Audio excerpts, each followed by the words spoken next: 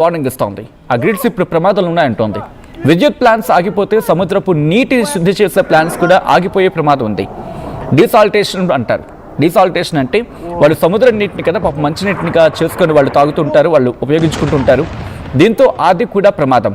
తాగునీటికి దాంతోపాటు సాగు అక్కడ అలాగా లేదు, ఉన్నాయంతో కొత్త మేరకు మాత్రమే. అది కూడా పక్కన పెడితే వాళ్ళు పూర్తిగా ఆధారపడింది చమురు మీద, కాబట్టి ఇప్పుడు అది ప్రమాదంలో ఉంటుంది. గల్ఫ్ దేశాల్లో తాగునీటి కటకట ఏర్పడే అవకాశం ఉంది. Iran advanced drones, ballistic missiles ప్రయోగిస్తుంది. ఇప్పటికే గల్ఫ్ దేశాల ఎయిర్ డిఫెన్స్ సిస్టమ్ను దాటి దాడులు చేస్తామంటూ కూడా ఇప్పుడు బెదిరిస్తోంది ఇరాన్. దుబాయ్లోని సోలార్ పార్క్లను సైతం తన టార్గెట్ లిస్టులో చేర్చింది ఇరాన్.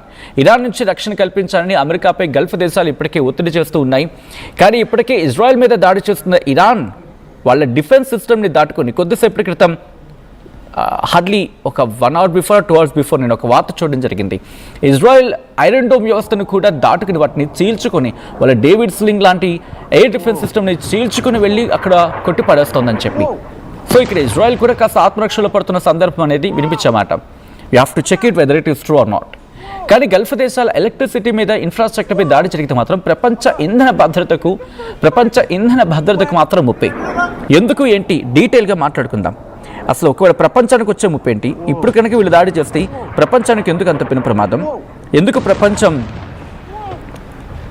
ఆ సిచ్యువేషన్ ఎదుర్కోవాల్సి ఉంటుంది, అసలు ఎనర్జీ క్రైసిస్ ఎంత మేరకు వచ్చే అవకాశం ఉంది, అండ్ దీనికి సంబంధించి డీటెయిల్గా మాట్లాడుకునే ప్రయత్నం చేద్దాం. ఇటు ఫస్ట్ డీసాల్టేషన్ గురించి కూడా మాట్లాడుకున్నాం కదా, బట్ డీటెయిల్గా మాట్లాడుకున్నప్పుడు ముందుగా ఇక్కడి నుంచి ప్రారంభించే ప్రయత్నం చేద్దాం. అసలు ఏం జరిగింది, ఎవరు ఎటువంటి వార్నింగ్ ఇచ్చారు, ఆ తర్వాత అక్కడి నుంచి వెళ్దాం. ఇప్పుడు ట్రంప్ అల్టిమేటం ఇచ్చాడు. ఇరాన్కి 48 గంటల టైం ఇచ్చాడు. ఏమని, హార్మోజ్ని పూర్తిగా ఓపెన్ చేయాలి, లేకపోతే ఇరాన్ పవర్ ప్లాంట్స్ని, ఎనర్జీ ఇన్ఫ్రాస్ట్రక్చర్ని టార్గెట్ చేస్తామని చెప్పి హెచ్చరించాడు.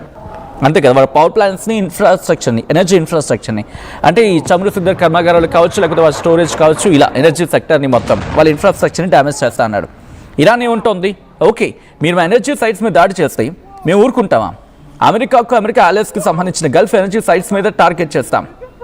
గల్ఫ్లో ఉన్న ఎనర్జీ సైట్స్ని ఇక్కడ ఇంకోసారి కోట్ చేయడం జరుగుతుంది. గల్ఫ్లో ఉన్న ఎనర్జీ సైట్స్ని అంటే వాళ్ళ చమురు శుద్ధి కర్మాగారాలు కావచ్చు, వాళ్ళ స్టోరేజ్ కావచ్చు, వాటి మీద టార్గెట్ చేస్తామని చెప్పి ఇరాన్ చెప్తున్నమాట. అంటే ఈ క్రమంలో ఏవో టార్గెట్ అవుతాయి, ఆయిల్ ఫెసిలిటీస్ టార్గెట్ అయ్యే అవకాశం ఉంది, దాంతోపాటు ఎనర్జీ ఇన్ఫ్రాస్ట్రక్చర్ డ్యామేజ్ అయ్యే అవకాశం ఉంది, అలాగే వాళ్ళ ఎలక్ట్రికల్ గ్రిడ్స్ అయితే ఎలక్ట్రిసిటీ గ్రిడ్స్ వీటిని టార్గెట్ చేసుకునే అవకాశం కనిపిస్తోంది ఇరాన్. దీంతోపాటు ఇంకా ఏవేవి టార్గెట్లోకి వచ్చే అవకాశం ఉంది. ఈ గల్ఫ్ దేశాల్లో ఇరాన్ చెబుతున్న మాట ప్రకారం కోస్టల్ ఏరియాకి 50 కిలోమీటర్ల దూరంలోనూ ఉన్నాయి ఇవన్నీ కూడా. సో ఇది కనుక కొట్టిపడేస్తే వాళ్ళ ఎలక్ట్రిసిటీ ముప్పే కాదు, కనీసం తాగడానికి కూడా నీరు దొరకక కటకట్లాడిపోయే ప్రమాదం ఉందని చెప్పి ఇది ఇరాన్ చెప్తున్న మాట. ఇక్కడ ప్రజెంట్ ఏం జరుగుతోందనేది మాట్లాడుకునే ప్రయత్నం చేస్తే, స్ట్రైట్ ఆఫ్ హార్మోజ్ని ఇరాన్ మూసేసే ప్రయత్నం కాదు, మూసేసింది. ఇప్పుడు అక్కడి నుంచి వెళ్ళకపోవడం కారణంగా అమెరికా బెదిరించింది. మొట్టమొదటి ఏమంది, మీరు అక్కడ ఆ స్ట్రైట్ ఆఫ్ హార్మోజ్ని క్లియర్ చేయకపోతే మేము అక్కడికి యుద్ధ నౌకల్ని పంపిస్తామని చెప్పి, యుద్ధ నౌకల్ని ఇచ్చి అక్కడి నుంచి క్లియర్ చేస్తామని చెప్పి.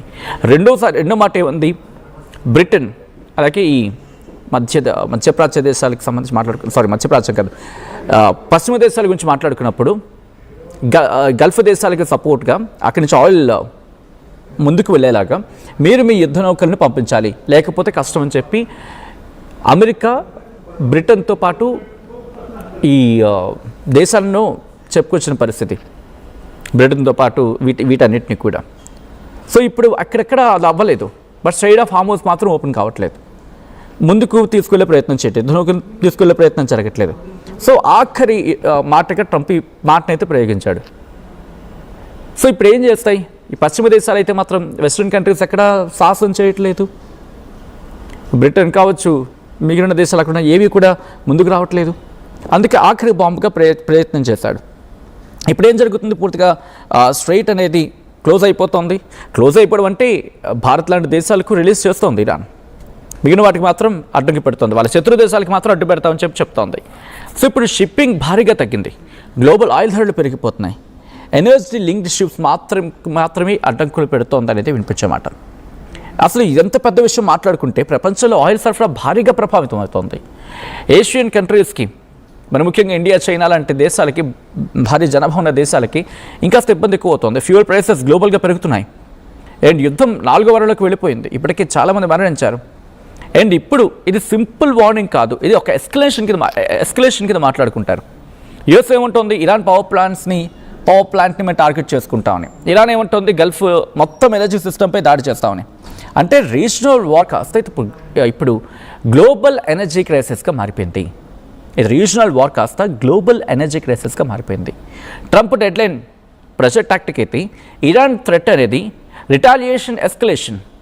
అంటే 2 దేశాలు ఇప్పుడు ఎనర్జీ ఇన్ఫ్రాస్ట్రక్చర్ను టార్గెట్ చేసే స్థాయికి వచ్చేసాయి. ఇది ఇంతవరకు జరిగింది ఒక ఎత్తు, ఇప్పటి వరకు జరుగుతోంది, ఇప్పుడు జరగబోయేది ఇంకొక ఎత్తు. అంటే హార్మోస్ క్రైసిస్ అంటే కేవలం చూడండి ఎంత చిన్న అంశం చినికి గాలిబానుగా కరువు ఉప్పనిగా మారుతోంది. స్ట్రెయిట్ ఆఫ్ హార్మోస్ అనేది ఇరాన్ మొదటి నుంచి కీలకంగా మాట్లాడుతుంది. ఎప్పుడైతే దాన్ని ముక్కు బిగించేస్తుందో స్ట్రెయిట్ ఆఫ్ హార్మోస్ని, ప్రపంచం ఊపిరాగిపోతుంది. ఈ ముక్కు బిగించడానికి ఇరాన్ కారణమైంది ఎవరు? అమెరికా. ఇప్పుడు ఆ ముక్కును రిలీజ్ చేసే ప్రయత్నం చేస్తోంది, బెదిరిస్తోంది.